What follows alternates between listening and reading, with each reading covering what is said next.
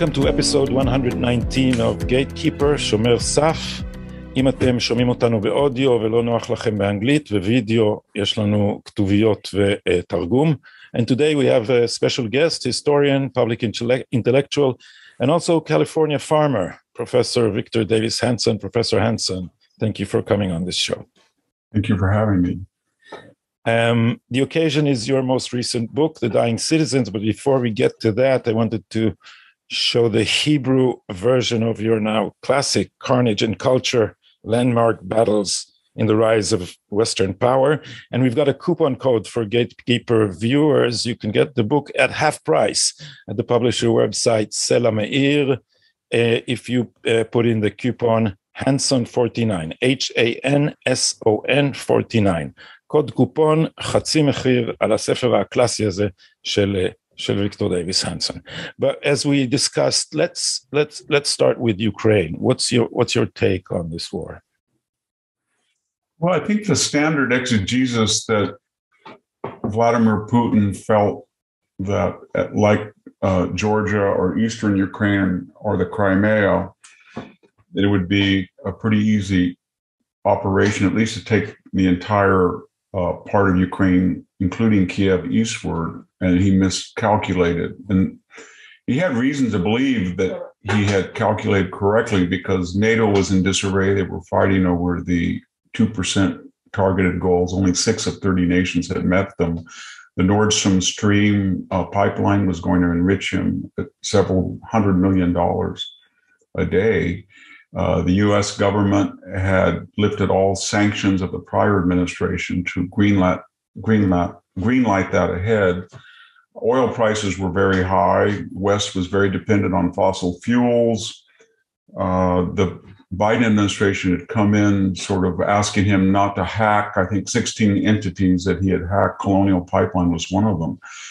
We had asked Vladimir Putin to please pump more oil as we did the Saudis and more recently Iran and Venezuela. And then, of course, no need to get into it, but just the word Afghanistan is self-explanatory. So we lost classical deterrence. And I think anytime that you look at his adventurism or irredentism on the part of Putin, whenever oil prices are high, whenever the West is dependent more than usual on it, the more that a U.S. administration at least gives the appearance of appeasement, and the more that the Europeans and NATO are in disarray, then that is seen as an opportunity.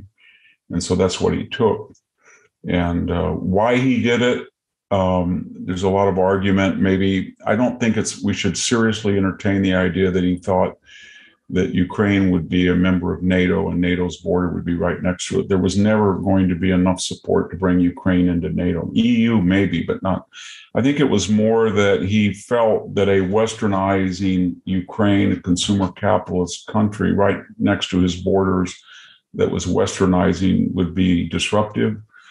And he didn't want that to happen. He thought that he could signal other republics that was not permissible. And then I think once he found out that his army was overrated and technologically there was this new development in the age-old challenge and response that these javelins and stingers had neutralized his equipment, he went to the Grozny, Chechnya, and Aleppo plan of destroying it.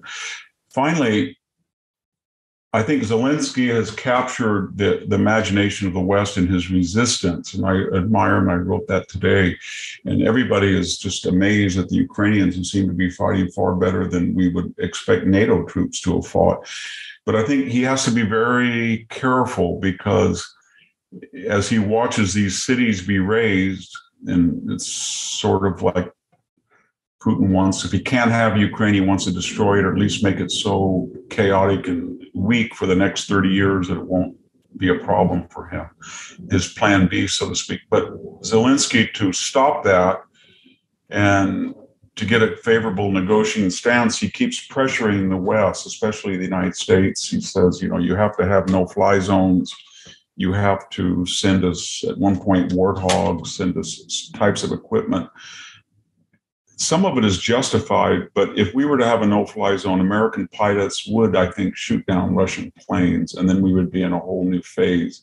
He's done the same thing more germanely to your audience, to Israel. And I didn't quite understand that his comments this weekend when he said that the Israelis have a special obligation for Ukraine because of the Holocaust, and he was suffering the Holocaust, which by any dimension or any calibration, it can't be compared to the Holocaust. That was not well received here. His comments about that, because firstly, in the Israeli ethos, and it's fairly accurate historically. Many Ukrainians were enthusiastic helpers. No, absolutely. 500,000 Jews were killed from Ukraine, and that would not have happened with the ease that it did if it were not for Ukrainian collaboration. And so that was historic. I think people in the United States knew that. And then he suspended all of the political opposition. I mean, the United States went to a world war, and Roosevelt had an election in 1944. Churchill, right in the middle of the second theater that was still ongoing in the Pacific, he was voted out of office in July of 1945. And so to have that aura that he's this democratic statesman, and then to suspend political opposition didn't go over. And I think he's also confuses a country's sympathies. And again, this is more relevant to Israel.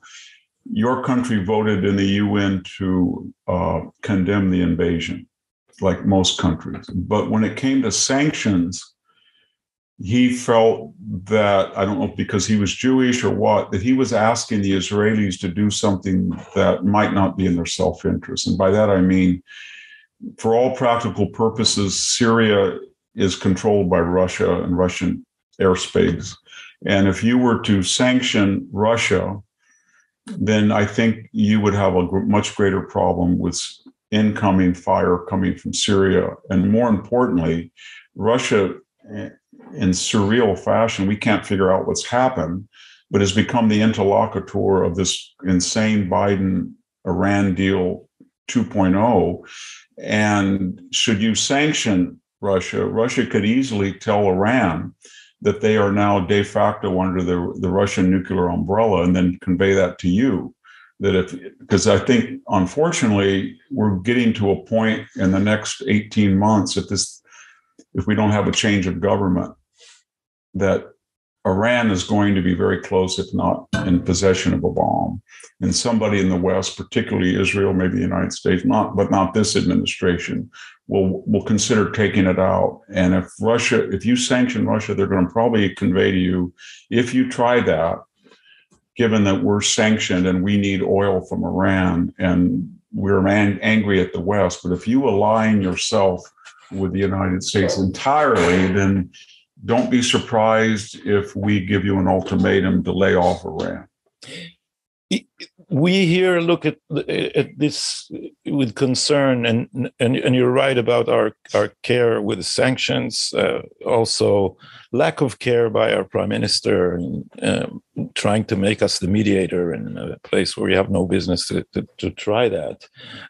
But also, if whatever the result of this war, there is a serious possibility that it will help coalesce a coalition in which Russia would be pushed along with Iran to the Chinese orbit, and then we have something that might be reminiscent of Cold War bipolar world. Yeah, I think what we in the West hope for is that Europe is, one of the reasons that we don't report it in the United States, but for all the talk of javelins, they only had in their possession 500 or 600 of them. I don't know why we didn't flood Ukraine in October when there were 75,000 troops on their border. But the point is now that they are doing it with British, Swedish designs, with our javelins. There's 10, 15,000 of them there. There's SAMs, there's Stingers coming in. And they've been able to not only halt Russian advances, but even in some isolated thing, have counteroffensive. Each day that they can survive, Russia gets weaker, I think, and it gets more desperate and more unpopular. So I think the only hope that we have is not to accelerate by sending in pilots or getting to the point where you're on a nuclear threshold with Russia, but to slowly push Russia out through attrition. And if that were to happen, I think Putin would suffer a loss of face. And the Chinese might say, well, this was a good idea in the beginning because it offered a blueprint for Taiwan, and the world didn't do much about it, so we could go follow it up with a quick victory in Taiwan. I think that's what they had conjectured. And now they're thinking, well, the world sort of went crazy in the Western financial system. We had underestimated, and we didn't think they would dare tamper in a dangerous fashion with these protocols that they have, and that could be directed at us. Taiwan could be supplied in the way Ukraine. We don't think this is necessarily a good thing, so maybe we'll be more tentative in our support of Putin should he lose. So I think there's a lot at stake. And unfortunately, here in the United States, the politics are flipped and no one can figure them out. The right is, you can watch Fox News at 5 o'clock and hear Tucker Carlson expressed genuine concern that we're being drawn in and maybe it's not in our national interest entirely, or we have more concerns about our own border. Then you can have Sean Hannity at 6 sounding like we've got to assassinate Putin. And then at 7, we have Laura Ingraham back again. And then Jesse, and it's all over. And yet on the left, because of the Russian collusion, there's such hatred of Putin.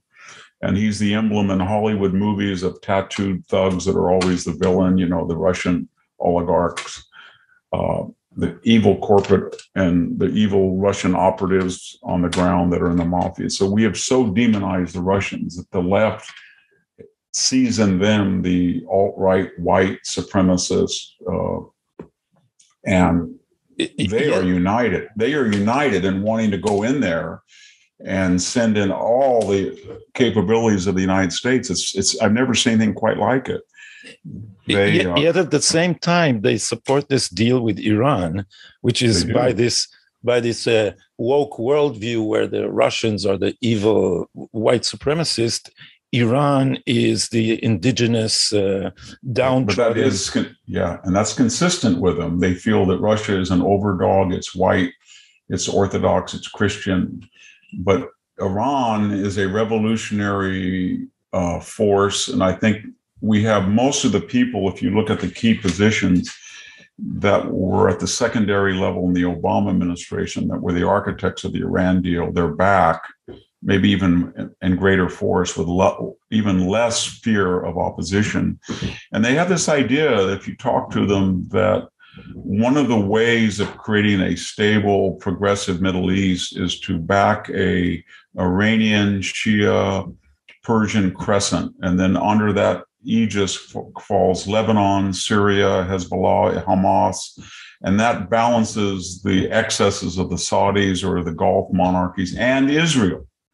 And then that tension, the United States doesn't get drawn in to being caricatured among the left as a supporter of Israel.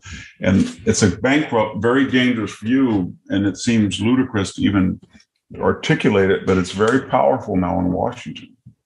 Yeah, it's almost like the current leadership has just taken Edward Said literally. I think in that sense, Obama is the first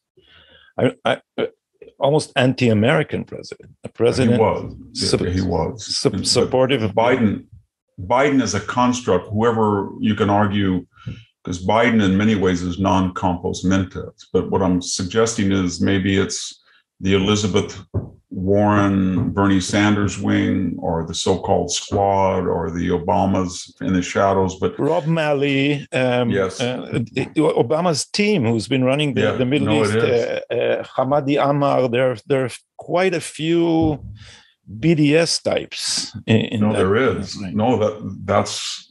That's canonized among the left today. Anti-Israelism. It's very sad what's happened because the woke movement has embodied anti-Israelism, and it in a very reductionist fashion, how the left in America thinks now, maybe Europe as well, although we're moving more to the left than Europe is. You can see that on green energy. The Germans are more realistic. I never thought to say that than we are, but you can start to see that it's important for this new democratic movement to see the Israelis as right-wing, alt-right, colonial, irredentist, etc. And it's kind of dangerous because I don't know how Israel navigates it. It used to be that the Israeli left could go to the Democratic Party and they would say to the Israeli right, you guys, when the Republicans are involved, you have influence, and the Democrats, we are, but we agree on the survival of Israel. And the Democratic Party is reasonable about that. And the Democrats for a while were more pro-Israel in their early 70s than even the Republicans. That doesn't exist anymore. The US left, as personified by the Democratic Party, Israeli left have no influence on regaining any modicum of support for Israel. That's a horrible predicament, and in Israel it's blamed on Netanyahu's hawkishness, as if it was Israel's resistance to the Iran deal that caused the Democratic Party to turn its back on us. So that was a very interesting thing, because here in the United States, when Trump recognized the Golan Heights as Israeli territory, moved the embassy, and was unapologetic about his support, he got a lot of, as you remember, some criticism from the Israeli left. And here in our media, they amplified the degree of that. So there was almost, we were present, and Trump and people on the right had this attitude, well, if I'm going to take this big hit, and then the left, Israel is going to attack me because I'm too pro-Israel. It was an Orwellian situation. So the left was very clever how they handled that. But it's almost the same formula everywhere, because one of Mike Pompeo's advisors told me in a conversation here in Israel, he said, the left in America hates the Saudis and the Israelis because they're pro-American. That's the problem. They're on the wrong side. They're on the wrong side of history. Yeah. They're successful. They're successful. They don't like people who are successful. Yeah. So this brings us to your book, which is I'll show it on the screen here. I only have the Kindle version, so I hope that's clear enough. The Dying Citizen, and it's close to the topics we just touched on, because the new elites, as you argue, at the center of their political project is the dismantling of citizenship. Yeah, it is. I mean, if you wanted to be very reductionist, and I did in the book, I just said on the left column are what was the privileges and responsibilities of a citizen, and that was to go back and forth among borders at will, U.S. borders, to hold office, to vote in an election, to participate in a political campaign, and to be in the military. And that wasn't all delineated in the Constitution, but through court decisions and statutes, that's what a citizen was, say, 50 years ago, that we had come to that apex. And now I think every single one of those unique attributes, it doesn't exist anymore. You can go across the southern borders at will. In fact, I will go so far that if you were to go across the southern border, you would have less scrutiny than if you came into San Francisco or Los Angeles without a passport. If you were a citizen, you can vote. We have 800,000 illegal aliens voting in New York municipal election. Same in San Francisco. We have people who are talked about local elections running for office that are not U.S. citizens. We know that U.S. citizens non-U.S. citizens participate in election. We saw Christopher Steele, a British subject, take a very prominent part. And the only thing, U.S. military has a lot of people who are not U.S. citizens and a lot of people who are not legal residents. The only thing I can think of is holding office, and that, as I said, is under assault. And so they blurred, and I think it's applicable not just to the United States, but to the West. And I tried to suggest there was pre-modern forces, and one of them was the deterioration of the middle class and sort of a bifurcation of very, very wealthy internationalists and working people. You see that in the French demonstrations. You see it all over Europe as well. Canada, the truckers. And it's exactly the same thing in Israel. This is less known outside Israel, but the fight about illegal immigration here it's the same. They're portraying the poor people whose job have become jeopardized, whose neighborhoods have been run over, as racists, and the upper middle class supports this destruction of the lower classes. Yeah, they do, and it's tied in here. We've never had 50 million people in the United States, both legal and illegal residents, that were not born in the United States, and we do now. In percentages and numbers, the highest. We had 2 million people enter at a time of a pandemic without vaccinations or even testing. And so that border doesn't exist. And that feeds as well the third challenge besides the erosion of middle class and borders to Western society. And that's this rise of identity politics, where we start to identify in a tribal sense in these multiracial, multi-ethnic democracies. And it's especially true of the United States. Is the most multi-ethnic, multiracial democracy in the world. And anywhere else that's tried to do it, in Brazil or India, it doesn't work very well. But it's worked in the United States until now, because people sort of had a Martin Luther King, we're going to judge people on the content of their character, and we're not going to blame the third generation for the sins of the fifth generation. We're not going to do that in a sense.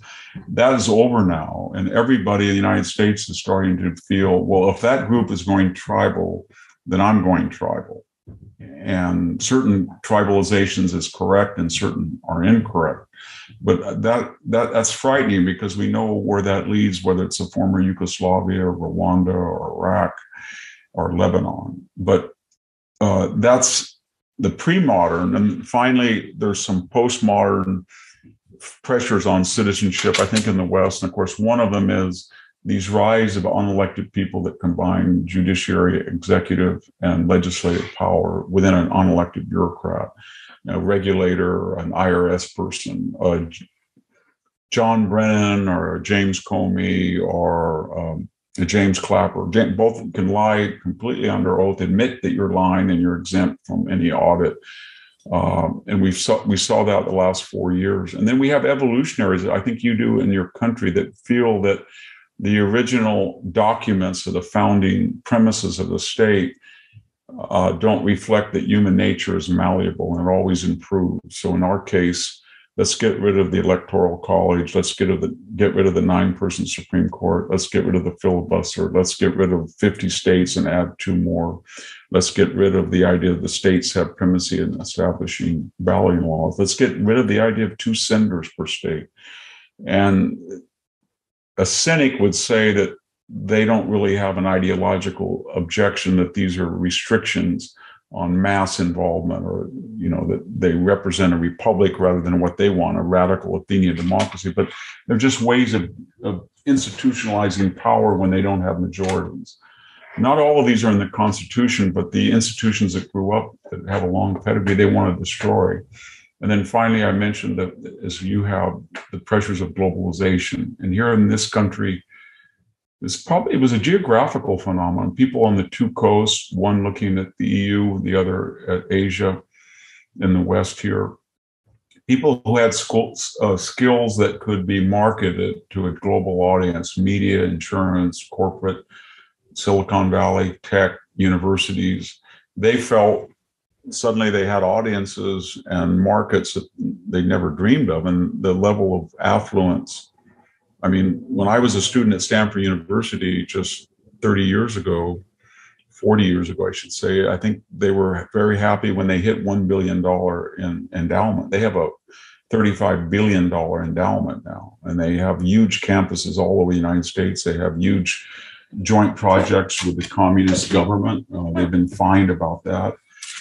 And the so Confucius, what are they called? Institutes. Yes, they do.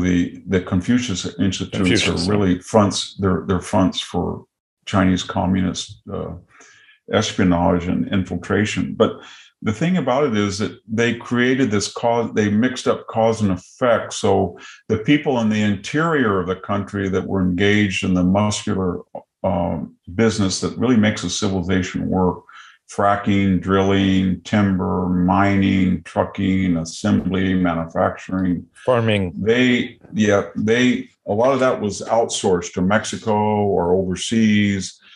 And we had that Rust Belt. Even here in the San Joaquin Valley where I am, most of the factories that were in my small town were replaced or they went broke. And then they said, well, the people who went broke, they were largely the vestigial white male classes, even though they were lying about demography, which really hasn't altered that much as they say it has.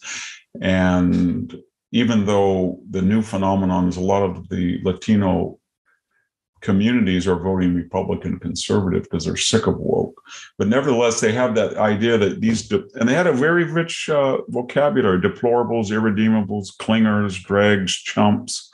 These were all words that Biden and the Clintons and Obama used, as if they didn't learn how to code or they didn't catch on to the globalized community. And in that process, we lost the idea of the United States was a singular country. It was created in 1776. We don't even have a foundational date anymore. You have to have civic institutions, salute the flag, sing the national anthem. All of those statues, iconographic imagery, it's all under assault in a Trotsky-like fashion. Let's just wipe it out and then what? Replace it with what? There's no model that they offer us other than failed socialist things in Venezuela or Cuba or Iran or something. I think the fantasy is a global village, and this is why I was immediately drawn to the title of your book, because whenever you read those utopian accounts of the woke and the globalists, the global village is a technocratic society, and there's never an account of politics. So the one thing, this is actually an argument I opened my book with 2 years ago, that the one thing missing in all this picture is citizenship. There's no account of citizenship because they don't believe in citizenship.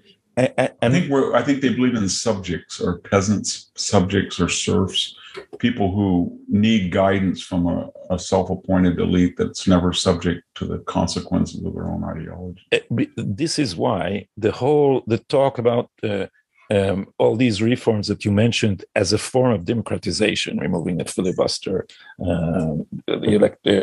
canceling the electoral college and all that, is not really a move to democratization, because if you look at the idiom, the feeling of their argument, it always comes down to something like the problem with democracy is citizens. They are the problem because they are fascists, because they are lowbrow idiots, because as some angry intellectual told me, they don't know nothing, and so they are the people are the danger, and these are not the same reforms as the progressive era, which tried, I think, more sincerely to make what John Dewey called a participatory democracy, which is sort of socialist, but still it's democratic. This is an anti-democratic sentiment, isn't it? It is, and I would add two things to that. One is to remember that citizenship is very rare. It is rare today that more than half the countries in the world and the United Nations General Assembly don't have a concept of citizenship. And it came, 2,500 years ago, the 7th century BC in Greece, and it was a very rare idea, and that there was a large philosophical debate about it in the pages of Plato and Aristotle. To some degree, it can be detected in Thucydides, and then through the Roman period, Cicero, De Republica, all the way into the Enlightenment. And the argument is always, if you in the classical mind is you want popular governance, but you have to have ways of channeling it so it slows it down, because people, given human nature, are capable of anything at any moment. They can kill Socrates, they can want to kill the Melians, they can kill the Athenians wanted, and on a vote of 50%, 51%. So these checks and balances separating power, that was the key to have a consensual citizen-run government, legislative, executive, judicial, or vetoes, or overriding vetoes, or states versus popular districts, popular representations in the House or the lower chamber, upper chamber.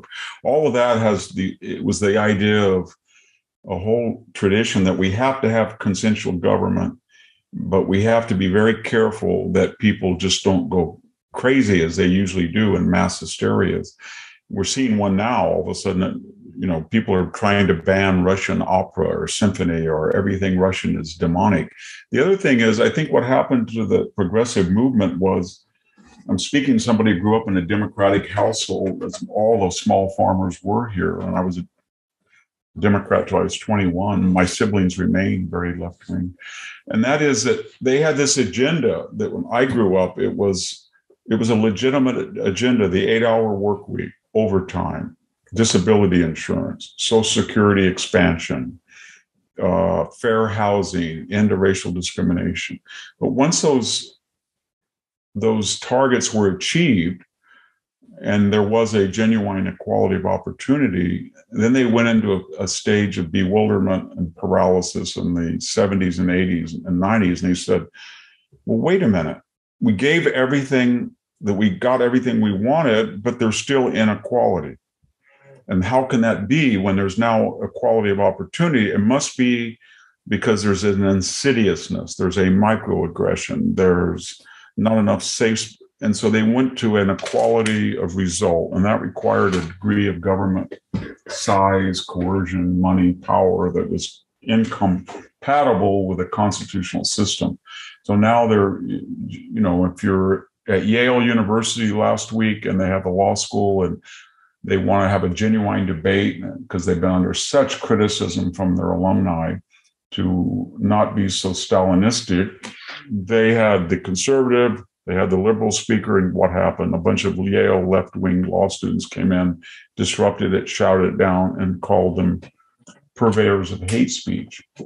And so they want to have this equality of result, Jacobin civilization view, whatever, utopia, and they cannot allow anybody to point out its weaknesses or historically how it's failed. And to do so, they have to have a vocabulary of smearing, slandering, disparagement. The way that the left now phrases its attack on democracy is usually cloaked as an attack on nationalism. So the attack is on the nation state. But while reading your book, I think if there are two poles. If I'm trying again to distill an idiom from this. So at one pole, there is a form of civic republicanism, if the term is right, where citizenship, its duties and its privileges is the citizen that partakes in politics. And on the other hand, there's tribalism. And your critique, I very much share your critique of identity politics. But when you put this together, the antidote to tribalism appears to be in your book a sort of constitutional Habermas-style constitutional patriotism. And since I come from a nation state, even we are always at the center of this debate because, in a sense, we are the paradigmatic nation state. I was wondering whether you classify nation states that are ethnic, like ours, and usually have ethnic minorities too, as a boiling cauldron of tribalism that's unstable. Put it this way, the more that this Western paradigm is that particular groups, when we had the emergence of these 19th century nation states, they tended to be ethnically and religiously, racially, even linguistically, more or less uniform. And to the degree they weren't, wars separated them out, or they consolidated them. And as these systems were very successful, they attracted other people into their auspices from non-Western systems or non-nation states, or didn't believe in the same values. And those people then were welcomed in. And the host country tried to explain to them that the natural, whether it was Israel or whether it was the United States or Germany, the natural, or I shouldn't say Germany, given its checkered 20th century, most European democracies, the natural evolutionary trajectory of their foundation principles were to welcome all men are created equal. But then what happened is, because a lot of people were attracted to the economic aspects, but they brought with them cultural or religious traditions that were antithetical to their new host. And under this new rising progressive idea, you can't judge anybody. And there was a guilt added into neo-colonialism, neo-imperialism, 19th century sins. So what we are now in the West is that the newcomer is saying, well, you're, say in the case of Israel, well, you're a ethnic religious state and you're not giving, and they're saying in the United States that was 96% European immigrants, pilgrims, etc., Puritans. You're 70% white and you don't understand that you have no claim on the traditions of America, and we come from different. And then the host answers back, well, you're hypocritical because you were attracted. We didn't invite you. You chose to join us, and you chose to join us because the combination of free market capitalism, free speech, constitutional government, and self-critique created a dynamism that you wanted.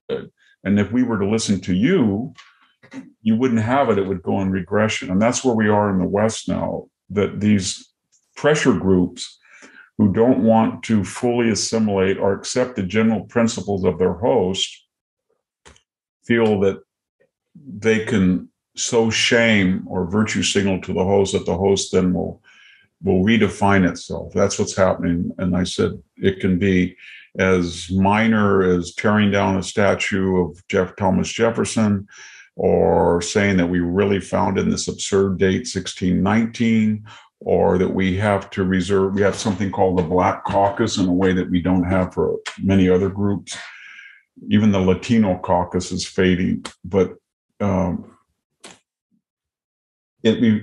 think what it reveals is a lack of confidence in Western societies. They feel they've reached a level of affluence or leisure that they can concentrate on other things. They don't need to worry anymore about fuel or food or transportation or national. Those are birthrights, this new generation. So they don't have the confidence to say to people, I'm sorry. You can say, if you're an Israeli citizen, you say, listen, if you don't like it, go over to the West Bank and see how well you have freedom of speech. Or, we're not going to replay the psychodramas and the tragedies of the last 100 years in Palestine. The fact is, Israel's here and Palestine is there, and everybody has a free choice. If you're here, you follow certain protocols. But the Israeli elite and the American elite and the European elite and the Western elite are incapable of saying that, because they are afraid not of the minorities per se, but of the minorities' ability to make them feel guilty. Yeah, and insecure, and that's deadly. It's deadly. It's very much a emotional extortion drama. But Israel originally came with a very sensible solution, which was a product of the Jewish trauma in Europe of the emancipation. I'm talking about Western Europe mostly. Is that Jews felt there that in this. The simplest way to put it is perhaps to go back to the French Revolution and the call to the Jew as an individual everything, to the Jews as a collective nothing. And this as a collective nothing is what made the minorities' life in Europe, even when they were given rights, hell, because that meant they would have to give up their identity. So Zionism, in our Declaration of Independence, and it's interesting to compare, our two countries have Declaration of Independence, so there's something very self-conscious about their foundation.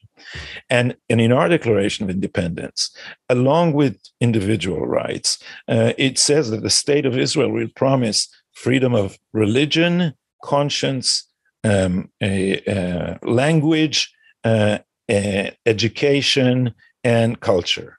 And indeed, Israel has a state-sponsored Arabic-speaking school system for its Arab minorities.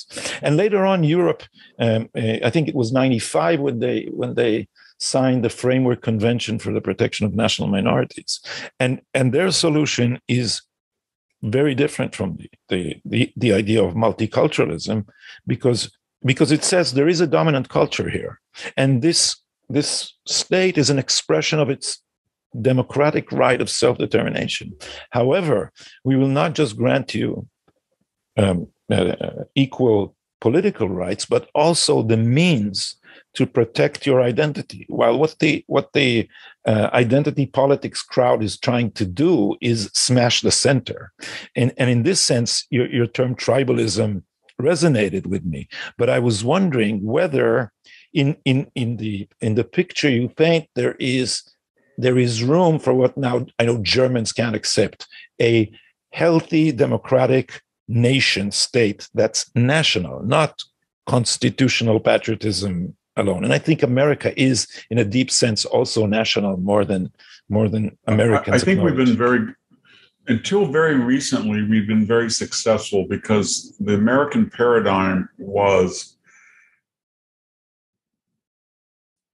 your superficial appearance does not matter. What matters is your embrace of a set of values that are outlined in the Constitution, the Declaration of Independence, and then things like the course of the history of self-critique and adaptation, the amendments to the Constitution, the Gettysburg Address, etc., Emancipation Proclamation. And we basically said to people coming here or people who were here who would call themselves marginalized people, we said the following: we feel we are enriched by different food. We feel we are enriched by different religions, if you want. We're enriched by music and art. And that's multiculturalism. But the core cannot be tampered with. You cannot come from Mexico and say you want the Mexican judicial system. You cannot come from Africa and say you want the African economic system. You cannot come from Asia and say you want or the Middle East, that you're going to hire your first cousin over a meritocratic system. So we told every group, adopt these core values and become American. And then the reward for that is you are as American as somebody who's been here 7 generations. And we don't care what you look like. And that was what we were attaining to. And we were making, some progress, I think, to the point where we have a lot of people who are intermarried, interracial, et cetera. But we said our national identity was untouched. And I think what we're saying is, if the NBA is all NFL, the NBA is 75% African-American, who cares? All we care about is that they reflect a commonly held system of values, that they don't sit down during the American national flag and then get angry if anybody criticizes communist China, which is giving them more money than the NBA. So, but that is breaking down now in the West. And we are saying that we don't believe in the core ourselves. So if you come in, you have a set of alternate values, and they're not just peripheral, fashion or music. They are fundamental to the way society governs itself. And we are not to judge that Mexico is a corrupt society that's dysfunctional.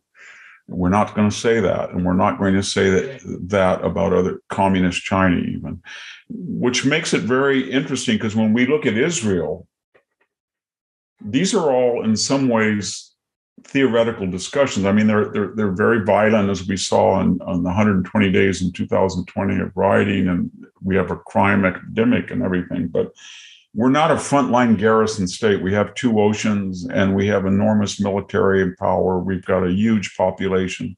So even the open border, while it's very dangerous, it can be rectified with a wall.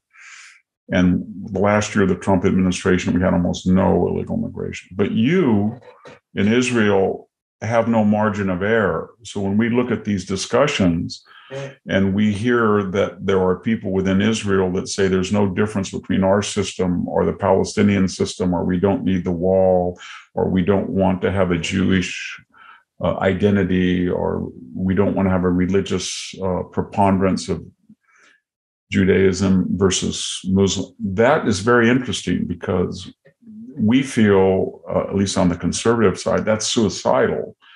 And you don't have a margin of error. So if you were to progress the way we are progressing, you're kind of like the canary in the mine where the West is going. I think people in Europe and the United States are looking at Israel, because if you were to make that full evolutionary movement, you would destroy yourself in a way that we wouldn't quite do it as quickly or as completely as you would, because you're in a sea of you're a very small country. You have a sea of enemies in your general vicinity.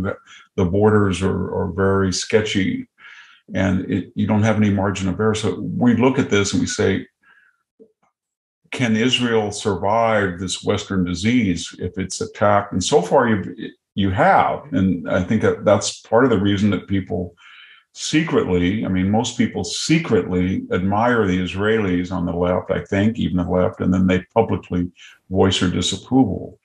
But they secretly still think, my God, they still have a national identity. And when they're invaded, they'll all rally around that. But if that were not to be true, then that's sort of a telltale sign about what our collective future is in the West.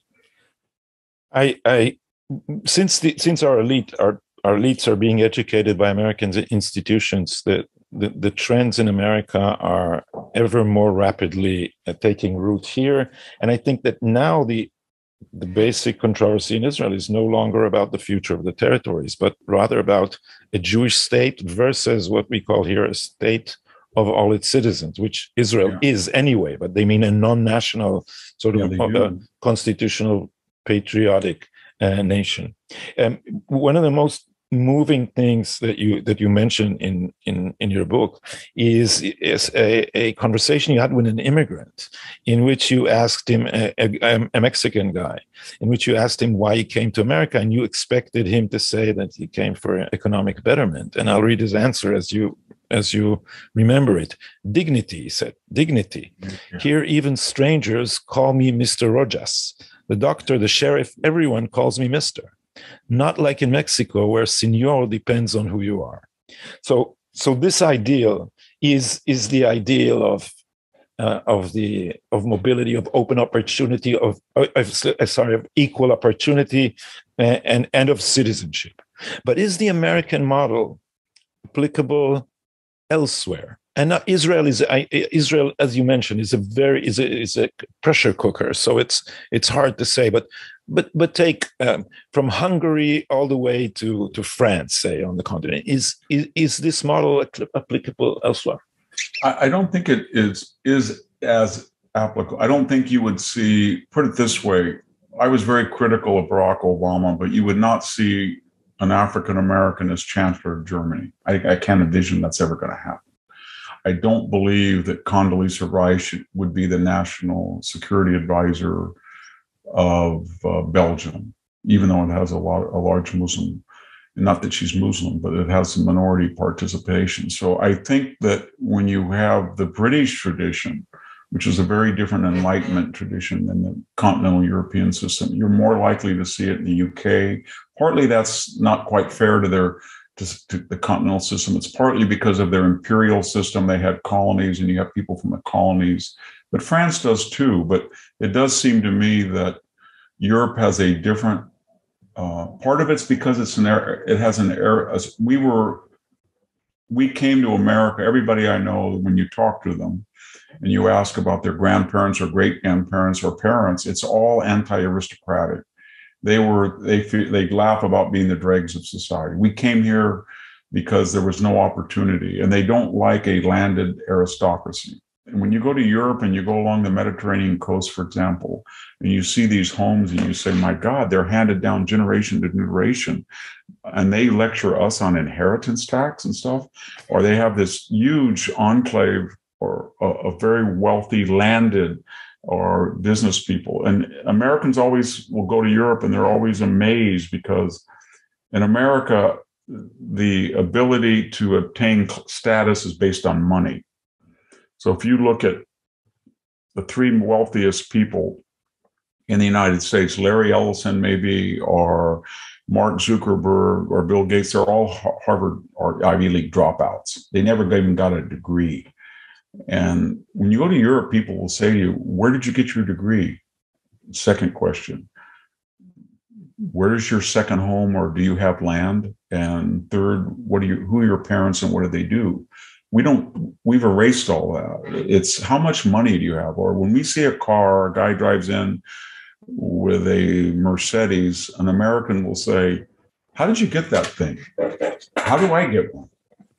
How much did you pay for it? Where a European will say, well, why did you get that and I didn't? And so it's very hard because we're not hung up as much on, for all the caricatures of race, we're not hung up on ancestral privileges, aristocracy. And so we have this tradition of newcomers and immigrants. Look at Obama. His father was an African citizen. And even Donald Trump's mother was a grandmother, his mother was Scottish. So we have these ideas that you can just come here and then you can be the elite if you make money. And there's a lot of crass, crude elements to that, as the Europeans often remind us. But I would rather have that system. It's more fluid and it's not based so much on ethnic, religious, racial grounds as Europe. So Europe's going to have a very hard time as the fertility rate drops and people from Africa and Asia want in because of the economic benefits and the social network. I don't know how they're going to incorporate them or intermarry them or fully accept them. Maybe in the British-speaking countries of the world, but I don't see it happening in Europe. Is the meritocratic system you talk about still as open to mobility as it was in America? Because it seems that now... No, not at all. Yeah.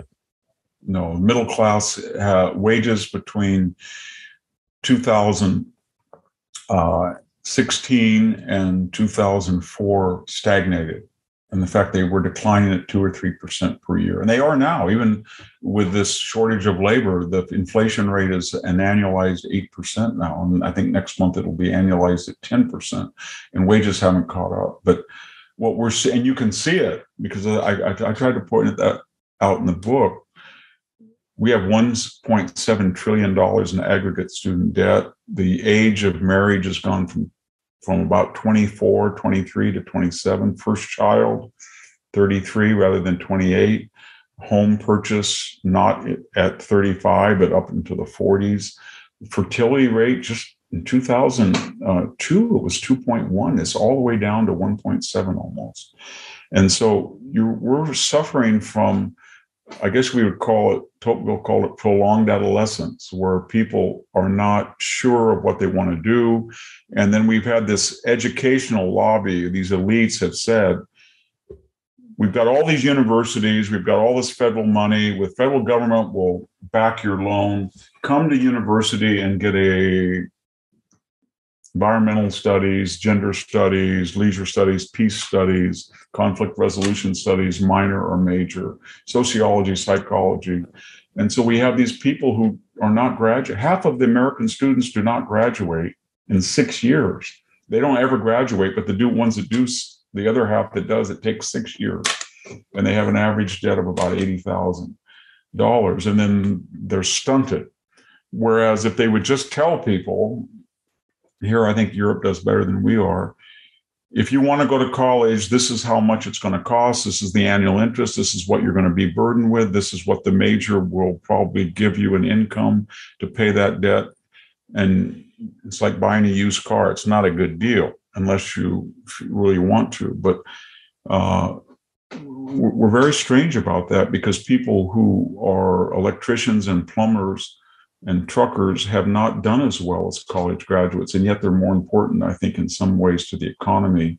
And yet they're asked now under this new proposal to help pay for the $1.7 trillion that will never be paid back.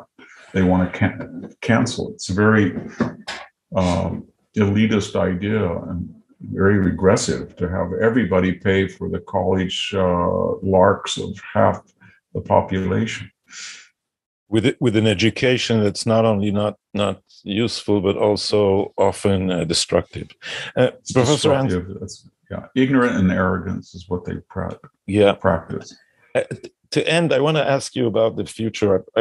I've seen some pessimistic interviews that you gave, and I'm pretty fresh off Michael Anton's The Stakes, which is more depressing than the Gulag Archipelago almost. So many in America's elite say that the future is bleak. There's the powers, they don't see where the powers of regeneration are going to come from. Do you think that America is a sinking power, or could it shake itself and reinvigorate itself?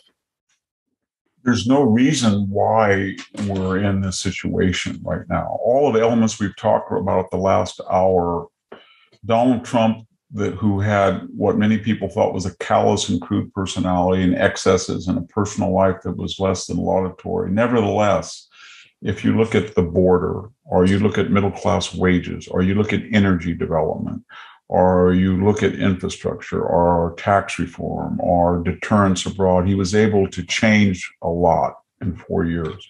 So he left a blueprint, even if it's not him that might be to continue it. So we know what we can do, and we've almost did it for 4 years. It caused a national, almost a civil war, but we knew what had to be done. And when you look still in our decline, you look at Times Educational Supplement ran rankings of the top 20 universities and top 40 and top 60. I think in the top 25, all but 3 were rated in the United States. And of California had 5, Stanford, Caltech, Berkeley, UCLA, USC, that were ranked. They had more in the top 25 than any other country except the United States as a whole. And these were not obviously ranked on the basis of their English departments. These were computers and computer engineering, et cetera, mathematics, physics, professional schools like medicine, business. So we were the world's largest gas and oil producer. That never happened in the history of civilization. We were the most economical, second largest food producer, but the most economical as far as land versus productivity versus price, lowest food prices in the world. And so when you look at, and we had the largest military, we don't spend wisely. And a lot of it's the budgets are on, social awareness and pensions.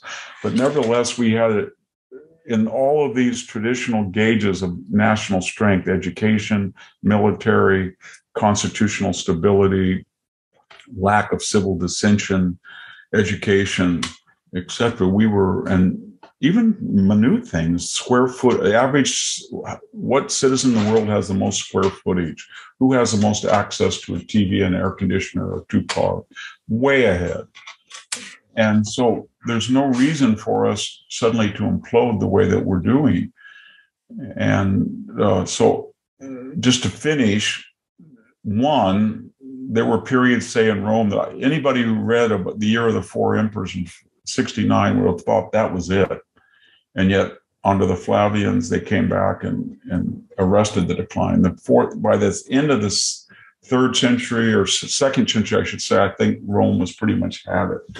Then you had a Renaissance. And then even in the dark days of the 5th century, you had Byzantium that lasted for 1,000 years. So it's not fated that we're going to fail. And I'm here right on the farmhouse where it was grown, and I drive 180 miles to Stanford. And so it's kind of a schizophrenic. This is the poorest area in California. And, Fresno County. Yes, southwest Fresno County. And it's ground zero, unlike San Diego near the border. This is ground zero for illegal immigration. people come up 6 hours, and partly because of our history of agriculture. But all the people that I encounter every day are Mexican American or Mexican nationals, and they.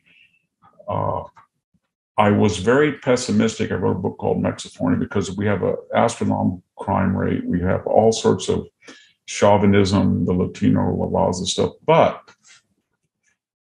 the melting pot is starting to work, and you start to see entrepreneurial people who really understood what poverty was like, and they are fanatically pro-American. They're very competent.